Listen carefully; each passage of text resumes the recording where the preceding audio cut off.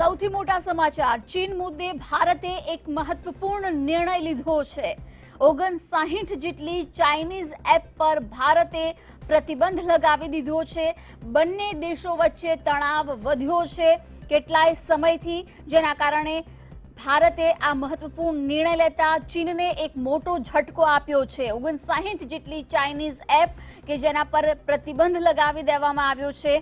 હવે આ એપ્લિકેશનનો ઉપયોગ નહીં થઈ શકે। ચીન મુદ્દે ભારતે આ મોટો નિર્ણય લઈ ચીનને એક મોટો ઝટકો આપ્યો છે। 59 જેટલી ચાઇનીઝ એપ પર પ્રતિબંધ લગાવી દેવાયો છે। બંને દેશો વચ્ચે ઘણા લાંબા સમયથી તણાવ વધી રહ્યો છે અને હવે જાણે કે ભારત પણ ચીનને જડબાતોડ જવાબ આપવા માટે તૈયાર છે। શરૂઆત થઈ રહી છે। પહેલેથી જ દેશમાં ચીન સામે રોષ જોવા મળી રહ્યો હતો। ચીનની પ્રોડક્ટને બોયકોટ કરવાની વાત હતી, ચીનની એપ્લિકેશનોને પણ રદ કરવાની વાત હતી। ત્યાં જ હવે આ નિર્ણય 59 ચાઇનીઝ એપ પર ભારતે પ્રતિબંધ લગાવ્યો છે। અને આજ અંગે વધુ વિગતો મેળવીશું સહયોગી જિજ્ઞા પાસેથી। જિજ્ઞા, શું વિગતો સામે આવી રહી છે? 59 જેટલી ચાઇનીઝ એપ પર પ્રતિબંધ। બિલકુલ જિજ્ઞાસા, બહુ જ મોટા સમાચાર છે કારણ કે ઘણા બધા યુઝર્સ છે। 59 એપ એટલે કે ઘણી બધી એપ એવી છે કે જે એપ ભારતમાં સૌથી વધારે યુઝ થતી હતી અને ચીન ત્યાંથી બેસી અને ભારતમાંથી આ કેટલીક કંપનીઓ જે છે તે પૈસા રડી લેતી હતી। અને પણ તેની સાથે સાથે એક મોટા સમાચાર એ પણ છે કે ડેટા ચોરી થતો હતો। આના અગાઉ પણ ઘણી બધી વખત આ અંગેની જાણકારી આપવામાં આવી છે અને કેન્દ્ર સરકાર આ પહેલાં પણ ઘણી વખત વિચારી ચૂકી છે। પણ સૌથી વધારે ઝાટકો લાગ્યો હોય તો એ છે ટિકટોક એપ જે છે તેના ઉપર બેન કરી દેવામાં આવ્યો છે। હવે ટૂંક સમયમાં આ એપ બધાના મોબાઈલમાંથી નીકળી જશે। પણ આ અંગે ચર્ચા કરવા માટે મારી સાથે સિનિયર પ્રોડ્યુસર પરેશ ચૌહાણ જોડાઈ ગયા છે। પરેશ, 59 એપનું લિસ્ટ આપના હાથમાં અને બહુ મોટી વાત કહેવાય, બહુ મોટા સમાચાર, ટિકટોક યુઝર્સ માટે પણ એક આઘાતજનક સમાચાર। જી બિલકુલ જિજ્ઞા, આ ભારત સરકારનો સૌથી મોટો નિર્ણય છે અત્યાર સુધીનો।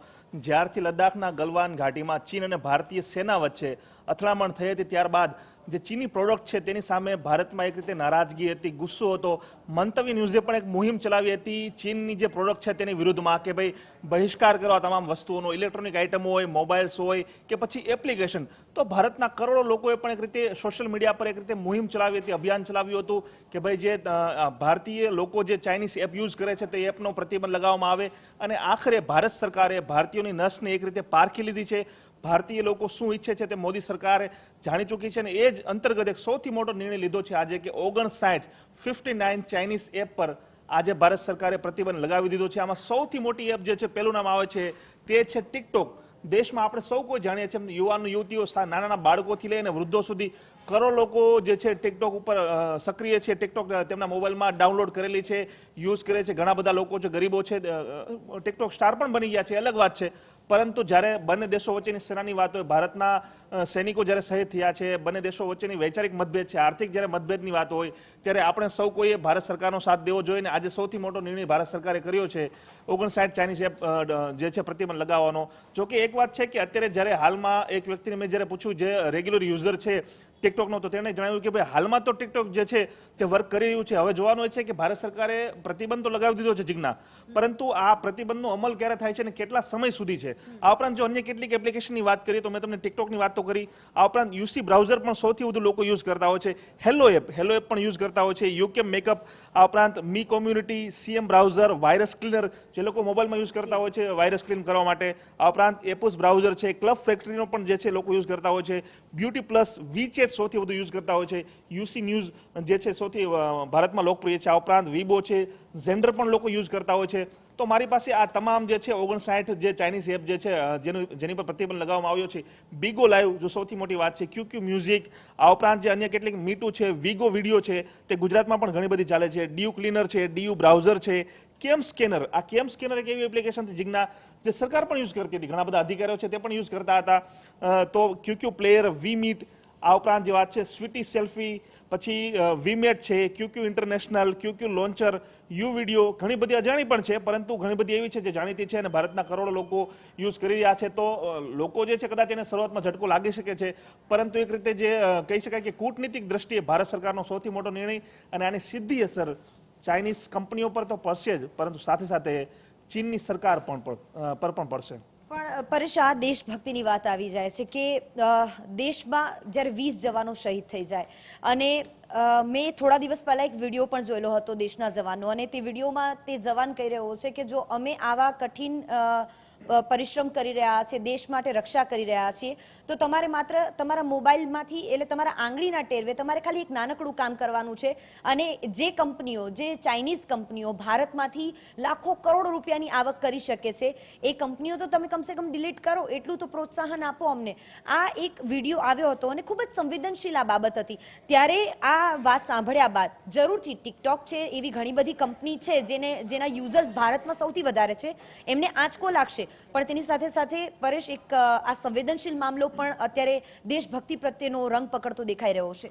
જે ચોક્કસપણે આ લાગણીશીલ મુદ્દો તો ચોક્કસ છે, પરંતુ સરકારે જે નિર્ણય લીધો છે તેની પાછળ માત્ર ઇમોશન કે લાગણી એવું નથી, પરંતુ આની પાછળ મેં તમને કહ્યું તેમ કૂટનીતિ કે આખી રણનીતિ છે. તમે જુઓ કે આમાંથી ઘણી બધી એપ્લિકેશન જે છે તે આપણા જે લોકો છે એનો ડેટા ચોરી કરતા હતા, ડેટાનો મિસયુઝ થતો હતો.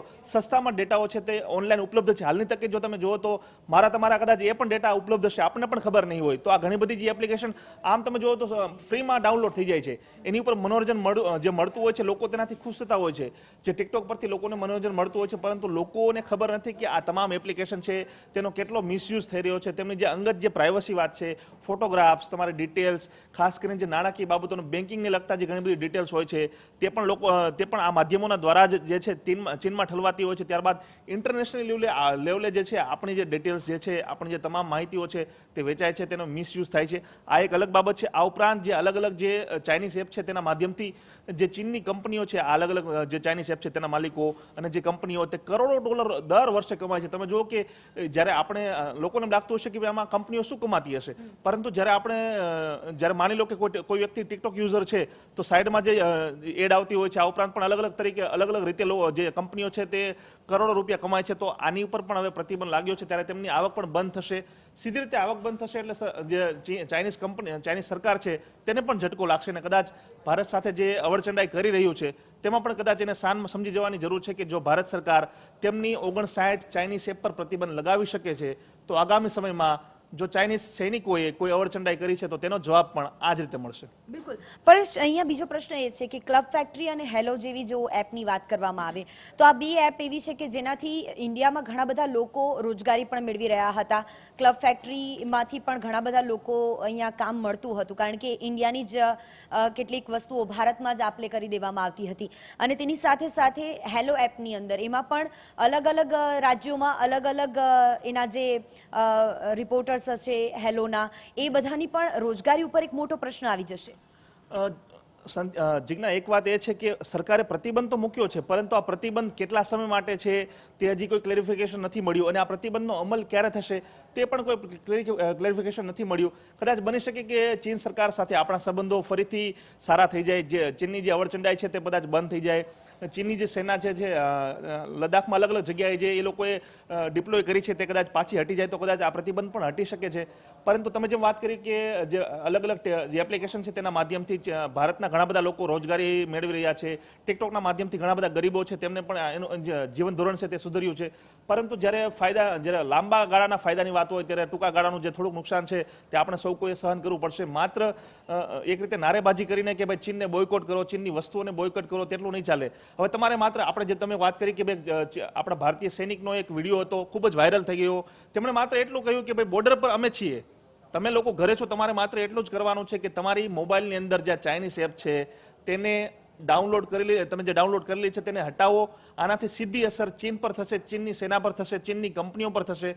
તો લોકોએ તો કદાચ નહીં માન્યું, પરંતુ ભારત સરકારે માની લીધું અને ભારત સરકારે હવે આ 59 એપ પર પ્રતિબંધ મૂકી દીધો છે. હવે જોવાનું એ છે કે ક્યાં આ જે અમલીકરણ છે ક્યારે થશે, અને જે લોકો ઓલરેડી ડાઉનલોડ કરી ચૂક્યા છે તેમના મોબાઈલમાં આ એપ્લિકેશન વર્ક કરશે કે નહીં કરે, અને જે નવી ડાઉનલોડ કરવાવાળા જે લોકો હોય છે જે એને ડાઉનલોડ કરી શકશે કે નહીં કરી શકે, એક મોટો સવાલ છે. પરેશ, અહીંયા પ્રશ્ન એક ટિકટોક એપનું જ્યારે પહેલું નામ લખવામાં આવ્યું છે ત્યારે એક પ્રશ્ન એ પણ થઈ રહ્યો છે કે છેલ્લા ઘણા સમયથી ટિકટોકનો ક્રેઝ બહુ વધ્યો હતો, કેટલાક લોકોએ આપઘાત પણ કરી લીધો હતો અને માનસિક રીતે તેની વિપરીત અસરો પડી રહી હતી ટિકટોકની. ત્યારે જ્યારે સરકાર પાસે લોકો કહેતા હતા કે સરકાર આવી એપને બેન કરે, જેમ કે પબજીની પણ વચ્ચે આવી હતી કે રાજ્ય સરકારે પબજી પર બેન કરી દીધો હતો, પણ તેમ છતાં દેશનું યુવાધન બગડી રહ્યું હતું. ક્યાંક ને ક્યાંક એવું થઈ રહ્યું હતું કે જે તમે પ્લસ પોઈન્ટ કીધો કે ઘણા બધા લોકો તેમાં એક્ટિવ થઈ ગયા હતા, પણ તેની સાથે બીજો જે પોઈન્ટ માઇનસ પોઈન્ટ છે, એટલે કે સિક્કાની બીજી બાજુ આપણે જોવા જઈએ તો માનસિક રીતે બહુ જ વિપરીત અસરો પડી રહી હતી ટિકટોક એપની. જીજ્ઞા, એક વસ્તુ તો છે જ કે ટિકટોક પર સૌથી વધુ જો સક્રિય હોય તો તે ટીનેજ બાળકો જે ખાસ કરીને જેની વય 10 વર્ષથી લઈ અને 20 વર્ષની વચ્ચેની છે, 18 વર્ષની વચ્ચેની, તે લોકો સૌથી વધુ યુઝ કરે છે. આમ તો મોટેરા પણ યુઝ કરે છે, મોટા લોકો જે છે વૃદ્ધો પણ યુઝ કરે છે, એવું નથી, પરંતુ સૌથી વધુ જે આ જે એજ જે છે 10 વર્ષથી લઈને 20 વર્ષ સુધીનો, તે લોકો સૌથી વધુ યુઝ કરે છે અને દિવસના કલાકો સુધી તેઓ ટિકટોક પર મચ્યા પડતા હોય છે, વિડીયોઝ બનાવતા હોય છે, વિડીયોઝ જોતા હોય છે. તો આની સીધી અસર સ્વાભાવિક રીતે તેમના શિક્ષણ પર પણ પડતી હોય છે. હવે માની લો કે તેઓ આ કલાકનો ઉપયોગ કોઈ મતલબ કે કોઈ સારા રચનાત્મક કાર્યોમાં કરે, કોઈ વાંચવામાં કરે, પોતાના અભ્યાસમાં કરે તો કદાચ તેમને પણ ફાયદો થાય. તો એક રીતે હવે તમે વિચારો કે એક વ્યક્તિ જો રોજના 1 કલાક, 2 કલાક કે 3 કલાક ટિકટોક પર યુઝ કરતી હોય તો દેશના કેટલા હજારો કલાકો રોજના બગડતા હશે. હવે વિચારો કે એ લોકો જો આ કલાકોનો ઉપયોગ પોતાના કાર્યમાં કરે, પોતાના પરિવારને કાંઈ ના કરે ને પોતાના પરિવારને ખાલી ટાઈમ આપે તો પણ ઘણી બધી પરિસ્થિતિઓ સુધરી શકે છે. અને એમાં કોઈ વધારે ફાયદો નથી આવી એપ્લિકેશનનો, માત્ર એક મનોરંજન છે. તો મનોરંજનના ઘણા બધા વિકલ્પો પણ છે, તો એની ઉપર જવામાં સારાય છે. અને અત્યારે જ્યારે દેશની વાત છે તો સારી વાત એ છે કે આપણે ભારત સરકારનો સહયોગ કરીએ, તેમને સપોર્ટ કરીને આ તમામ જે એપ્લિકેશન છે તેને અત્યારથી યુઝ કરવાનું બંધ કરી દઈએ. ભલે પ્રતિબંધનું અમલીકરણ ગમે ત્યારે થાય, પરંતુ યુઝ કરવાનું બંધ કરી દો અને અનડાઉનલોડ કરી અને ચીનને જડબાતોડ જવાબ આપો. જી બિલકુલ, આભાર પરેશ તમામ મુદ્દે વાતચીત કરવા માટે. તો દેશનો યુવાધન બરબાદ થઈ રહ્યું હતું, ક્યાંક ને ક્યાંક એ ચર્ચા પણ હતી, પણ તેની સાથે સાથે ભારત સરકારે જે આ સૌથી મોટું પગલું લીધું છે તેના પર દેશવાસીઓમાં બે મતાંતર જોવા મળશે એ ચોક્કસ છે. જિજ્ઞાસા. બિલકુલ જીજ્ઞા, આભાર સમગ્ર માહિતી આપવા બદલ. તો જે પ્રકારે આ મહત્વનો નિર્ણય 59 જેટલી ચાઇનીઝ એપ પર પ્રતિબંધ લગાવી દેવામાં આવ્યો છે. ઘણી બધી જાણીતી એપ્લિકેશન કે જેમાં ભારતનો મોટા પ્રમાણમાં ઉપયોગ કરતા હતા લોકો, જો કે હવે એ તમામ એપ્લિકેશન્સ પણ બંધ થશે. જે 59 એપ્લિકેશનો કે જેની પર પ્રતિબંધ લગાવી દેવામાં આવ્યો હતો, જેમાંથી ઘણી એવી જાણીતી એપ્લિકેશન હતી જે મોટા પ્રમાણમાં લોકો ઉપયોગમાં લેતા હતા, ખાસ કરી ટિકટોક.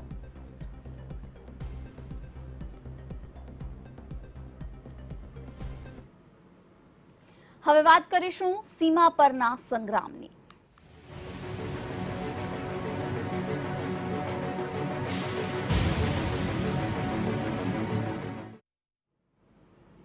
ભારત અને ચીન વચ્ચે 15-16 જૂનના રોજ થયેલી હિંસક ઝડપ બાદ મંગળવારે બંને દેશો વચ્ચે કોર કમાન્ડર સ્તર વચ્ચે બેઠક થશે.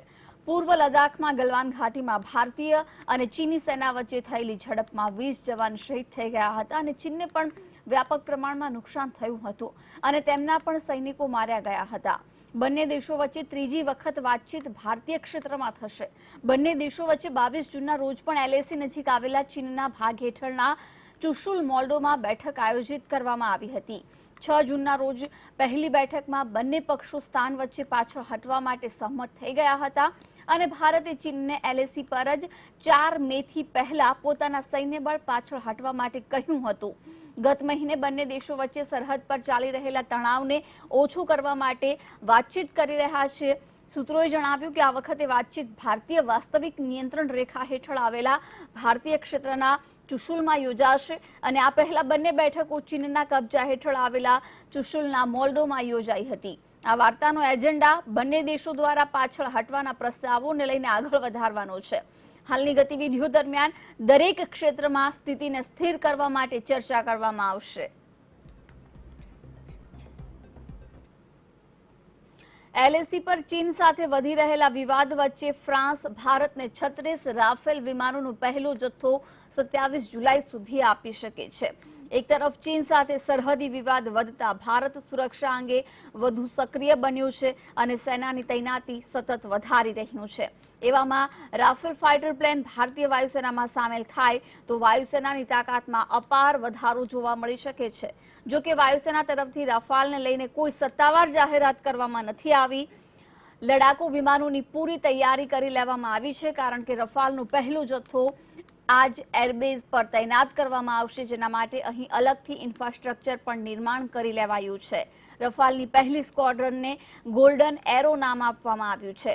ભારતીય વાયુસેનામાં રફાલનું સામેલ થવું દક્ષિણ એશિયામાં ગેમ ચેન્જર માનવામાં આવી રહ્યું છે, કારણ કે રફાલ 4.5 જનરેશન મીડિયમ મલ્ટીરોલ એરક્રાફ્ટ છે. રફાલ હવામાં પોતાની બાદશાહત કાયમ કરવામાં અને દુશ્મનની સરહદમાં ઘૂસી તેને હુમલો કરવા પર પણ સક્ષમ છે. નોંધનીય છે કે આ જ મહિનાની 2 તારીખે રક્ષામંત્રી રાજનાથસિંહે ફ્રાન્સ સાથે વાત કરી અને રફાલની ડિલિવરીનું સમય નક્કી કરવા જણાવ્યું હતું. જો કે રાફેલ અત્યાર સુધી ભારત પહોંચી ગયું હોત, પરંતુ કોરોના મહામારીમાં ફસાયેલું ફ્રાન્સ તેની સમયસર ડિલિવરી કરી શક્યું ન હતું.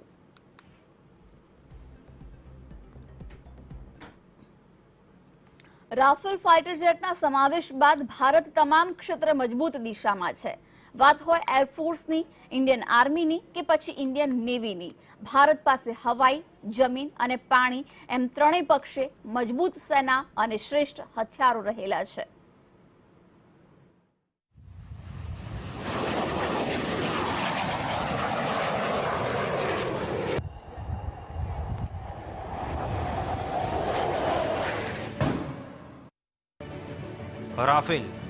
રાફેલ એક એવું ફાઇટર વિમાન છે જેને દરેક પ્રકારના મિશન પર મોકલી શકાય છે. ભારતીય વાયુસેનાની તેના પર ઘણા સમયથી નજર હતી. તે 1 મિનિટમાં 60,000 ફૂટની ઊંચાઈ પર જઈ શકે છે. તેની ફ્યુઅલ કેપેસિટી 17,000 કિલોગ્રામની છે. રાફેલ જેટ દરેક ઋતુમાં એક સાથે અનેક કામ કરવામાં સક્ષમ છે. આથી તેને મલ્ટી રોલ ફાઇટર એરક્રાફ્ટના નામથી પણ ઓળખાય છે. તેમાં સ્ક્રાપ મિસાઇલ જે હવામાંથી જમીન પર વાર કરવામાં સક્ષમ છે. રાફેલની મારક ક્ષમતા 3,700 કિલોમીટર સુધીની છે, જ્યારે સ્ક્રાપની રેન્જ 300ની છે. વિમાનમાં ફ્યુઅલ ક્ષમતા 17,000 કિલોગ્રામની છે. તે એન્ટી એટેકથી લઈને પરમાણુ એટેક, ક્લોઝ એર સપોર્ટ અને laser direct long range missile એટેકમાં પણ અવ્વલ છે. તે 24,500 કિલોગ્રામ સુધીનું વજન લઈ જવા માટે સક્ષમ છે અને 60 કલાકથી વધારેની ઉડાન ભરી શકે છે. તેની સ્પીડ 2,223 કિલોમીટર પ્રતિ કલાકની છે. ભારતીય વાયુસેનામાં હવે તે સામેલ થઈ ચૂક્યું છે. વિક્રમાદિત્ય આ સમુદ્રમાં ચાલતો ફરતો અભેદ કિલ્લો છે. વિક્રમાદિત્ય 283 મીટર લાંબુ અને 20 માળ ઊંચું અને 44,500 ટન ભારે છે. 30 લડાકુ જહાજ લઈ જવાની ક્ષમતાથી લેસ વિક્રમાદિત્ય પર 6 કોમો 31 હેલિકોપ્ટર પણ ગોઠવાયેલા છે, જે તેને પનડુબ્બીના હુમલાથી પણ બચાવી શકે છે. વિક્રમાદિત્ય 6 નળીવાળા AK-630 તોપથી સજ્જ છે. જમીનથી હવા પર માર કરનારી બરાક મિસાઇલ તેને દુશ્મનના લડાકુ જહાજથી બચાવશે. પોતાની રડાર પ્રણાલીથી તે પોતાની ચારે બાજુ 500 કિલોમીટરના વિસ્તાર પર હુમલો કરી શકે છે. આ 56 કિલોમીટર પ્રતિ કલાકની ગતિથી યુદ્ધ ક્ષેત્ર સુધી પહોંચી શકે છે. તેના પર 6 ડીઝલ જનરેટર લાગેલા છે, જેનાથી 18 મેગાવોટ વીજળી મળે છે. તેના પર એક સમયમાં 1600 થી 1800 સૈનિકો હાજર રહે છે. સુખોઈ 30 MKI દુનિયાનું સૌથી ઝડપી ફાઇટર પ્લેનમાંથી એક સુખોઈ હવામાં જ ફ્યુઅલ ભરવાની ક્ષમતા ધરાવે છે. આ 1,350 કિલોમીટર પ્રતિ કલાકની ગતિથી દુશ્મનો પર હુમલો કરી શકે છે. તેનું વજન 4,600 કિલોગ્રામ અને લંબાઈ 8.56 મીટર છે. આ એકવાર ઉડાન ભર્યા પછી 8,000 કિલો સુધીના હથિયાર લઈને 5,200 કિલોમીટર સુધી ઉડાન ભરી શકે છે. તેમાં બ્રોમ્સ મિસાઇલ મૂકવાની પણ ક્ષમતા છે. INS અરિહંત તેમાં 12 શોર્ટ રેન્જ K-15 મિસાઇલ અને 4 લાંબી દૂરીના K-4 બેલિસ્ટિક મિસાઇલ છે. આ પાણીની અંદર જમીન અને હવાથી પરમાણુ હુમલો કરવામાં સક્ષમ છે અને 700 થી લઈને 3,500 કિલોમીટર સુધી માર કરી શકે છે. આ 6,000 ટન વજની ન્યુક્લિયર સબમરીન છે. બ્રોમ્સ દેશનું સૌથી મોડર્ન, દુનિયાનું સૌથી ઝડપી ક્રૂઝ મિસાઇલ છે. દુનિયાનું કોઈ પણ મિસાઇલ આ મામલે તેની આગળ ઓછું છે. આ ન્યુક્લિયર વોરહેડ તકનીકથી યુક્ત છે. અને 290 કિલોમીટર દૂરના લક્ષ્યાંક કરીને પણ હુમલો કરી શકે છે. તેને છોડ્યા પછી જો ટાર્ગેટ રસ્તો બદલી લે તો આ મિસાઇલ પણ પોતાનો રસ્તો બદલી લે છે અને નિશાન સાધે છે. અગ્નિ-1 તેની મારક ક્ષમતા 700 કિલોમીટરની છે અને 9 મિનિટ 36 સેકન્ડમાં પોતાના લક્ષ્યને ભેદી શકે છે. આ 15 મીટર લાંબી છે જ્યારે તેનું વજન 12 ટન છે. આ 1 ટનથી વધુ વજની પેલોડ લઈ જવાની ક્ષમતા ધરાવે છે. તેમાં અત્યાધુનિક નૌવહન પ્રણાલી લગાવવામાં આવી છે જે એ સ્પષ્ટ કરે છે કે આ સંપૂર્ણ સટીકતાથી લક્ષ્ય સુધી પહોંચી રહ્યું છે. તેની માર્ગ દૂરીને પેલોડ ઓછું કરીને વધારી શકાય છે. C-130 જે હર્ક્યુલિયસ તે ખરાબ ઋતુમાં ઉડાન ભરવાની સાથે લેન્ડિંગ કરી શકે છે. તેને લેન્ડ કરાવવા માટે વધુ રનવેની જરૂર નથી પડતી. આ 20 ટન સુધી સામરિકીનો સામાન લઈ જઈ શકે છે અને તેમાં લગભગ 80 સૈનિક હથિયારો સાથે ઉડી શકે છે. આ વાયુસેનાનું સૌથી મોટું વિમાન છે. ઉત્તરાખંડ વિપદા સમયે પણ આ વિમાને ઓપરેશન રાહતમાં મોટી ભૂમિકા ભજવી હતી. AH-64D અપાચે અપાચે લોંગબો હેલિકોપ્ટર 171 મિલી પ્રતિ કલાકની ગતિથી ઉડાન ભરવામાં સક્ષમ છે. આ હેલિકોપ્ટર પર્વતો અને જંગલોમાં માર કરવામાં સક્ષમ છે. આ હેલિકોપ્ટર્સનો ઉપયોગ દુશ્મન શહેરો સાથે જ દેશની અંદર ઉગ્રવાદીઓ વિરુદ્ધ પણ કરી શકાય છે. બ્યુરો રિપોર્ટ, મંતવ્ય વિશેષ. કેન્દ્રીય મંત્રી અને પૂર્વ આર્મી ચીફ વીકે સિંહે ચીનની દગાખોરી મુદ્દે મહત્વનો ખુલાસો કર્યો હતો. વીકે સિંહે જણાવ્યું કે કેવી રીતે ગલવાન ઘાટીમાં ઝડપ થઈ, ગલવાનમાં 15 જૂનના રોજ રાત્રે શું થયું હતું. આ સાથે જ વીકે સિંહે કહ્યું હતું કે આ 1962નું ભારત નથી. હાલની રાજનીતિક નેતૃત્વ દરેક વિકલ્પ માટે તૈયાર છે.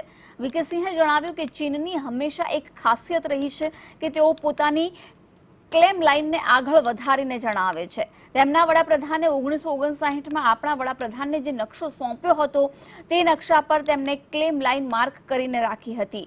નકશાને જમીન પર ઉતારીશું તો ક્યાંક નહીં ને ક્યાંક ગરબડ છે જેનો તેઓ ફાયદો ઉઠાવે છે. બંને દેશની સેનાઓ પોતાની ક્લેમ લાઇન સુધી જવાની કોશિશ કરે છે. તેના માટે ગરમીની સિઝન દરમિયાન પેટ્રોલિંગમાં સામસામે આવી જાય છે. છેલ્લા 5-6 વર્ષથી ધક્કામુક્કી શરૂ થઈ ગઈ છે. તેઓ પોતાની ક્લેમ લાઇન સુધી જવા માટે ઈચ્છી રહ્યા છે.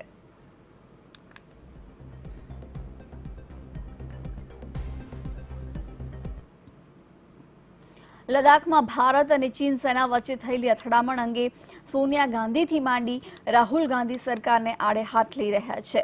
પરંતુ કોંગ્રેસને ચીન મુદ્દે વિપક્ષ પાર્ટીઓની સાથે સાથે સહયોગીઓનો પણ સાથ નથી મળી રહ્યો. એનસીપી પ્રમુખ શરદ પવારથી માંડી બસપા પ્રમુખ માયાવતી સુધી ચીન મુદ્દે સરકાર સાથે જોવા મળી રહ્યા છે. જેથી હવે આ મુદ્દે મોદી સરકારને ઘેરવામાં કોંગ્રેસ પાર્ટી એકલી પડી ગઈ છે. સપાના પ્રમુખ તથા યુપીના પૂર્વ સીએમ અખિલેશ યાદવે પણ ચીન મુદ્દે મોદી સરકારનો સાથ આપ્યો છે. સપા અધ્યક્ષે ટ્વીટ કરીને કહ્યું હતું કે ચીનના હિંસક વ્યવહારને જોતા ભારત સરકારે સામરિક સાથે સાથે આર્થિક રીતે પણ જવાબ આપવો જોઈએ. ચીન મુદ્દે બિન કોંગ્રેસી મુખ્યમંત્રી મોદી સરકારના સમર્થનમાં જોવા મળી રહી છે. આંધ્રપ્રદેશના સીએમ જગનમોહન રેડ્ડી, તેલંગાણાના મુખ્યમંત્રી ચંદ્રશેખર રાવ, મેઘાલયના મુખ્યમંત્રી સંગમા અને સિક્કિમના મુખ્યમંત્રી પ્રેમસિંહ તમાંગે નિવેદન જાહેર કરીને કેન્દ્ર અને પીએમ મોદીનું સમર્થન કર્યું છે.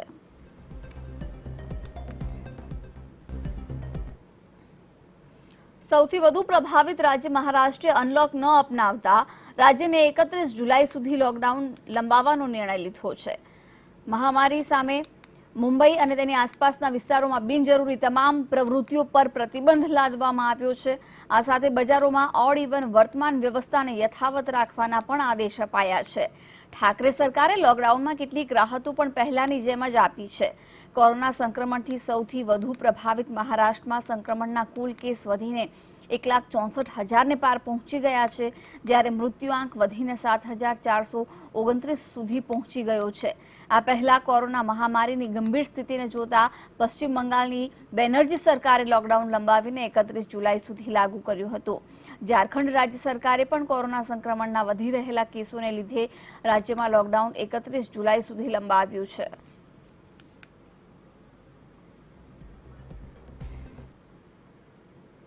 મહારાષ્ટ્રમાં આજે વિશ્વની સૌથી મોટી પ્લાઝમા થેરેપીની ટ્રાયલ શરૂ થઈ ગઈ છે.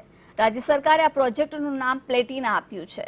આજે એક સાથે 500 દર્દીઓને પ્લાઝમા થેરેપીનો ડોઝ આપવામાં આવ્યો છે. રિઝલ્ટ જો સારા આવશે તો તેને સમગ્ર રાજ્યમાં લાગુ કરવામાં આવશે. તેના માટે રાજ્ય સરકારે 75 કરોડનું બજેટ પણ રાખ્યું છે. મુખ્યમંત્રી ઉદ્ધવ ઠાકરેએ જણાવ્યું કે થેરેપીનો સંપૂર્ણ ખર્ચ સરકાર ઉઠાવશે. મહારાષ્ટ્રમાં હાલ 1.5 લાખથી વધુ કોરોના સંક્રમિત દર્દીઓ મળ્યા છે. આ પ્લાઝમા થેરેપીનો હેતુ મૃત્યુદરને ઘટાડવાનો છે. ટ્રાયલના આધારે સરકાર દાવો કરી રહી છે કે 10માંથી 9 દર્દીઓ પ્લાઝમા થેરેપીથી સાજા થઈ રહ્યા છે. સરકારનો દાવો છે કે મુંબઈની લીલાવતી હોસ્પિટલમાં પ્રથમ પ્લાઝમા થેરેપી સફળ રહી હતી. પછીથી મુંબઈમાં જ BYL નાયર હોસ્પિટલમાં એક અન્ય દર્દી પર ટેસ્ટ કરવામાં આવ્યો હતો.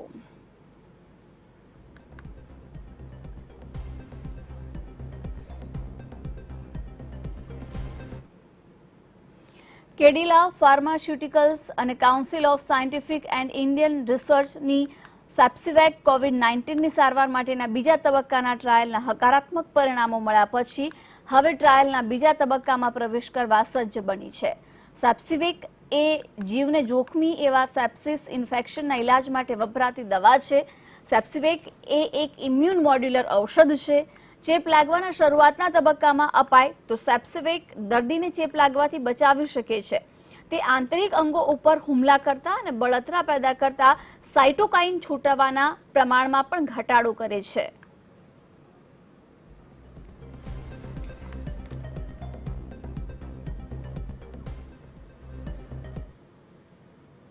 તો મંતવ્ય લાઈવમાં અત્યારે બસ આટલું જ. મને આપશો રજા. નમસ્કાર.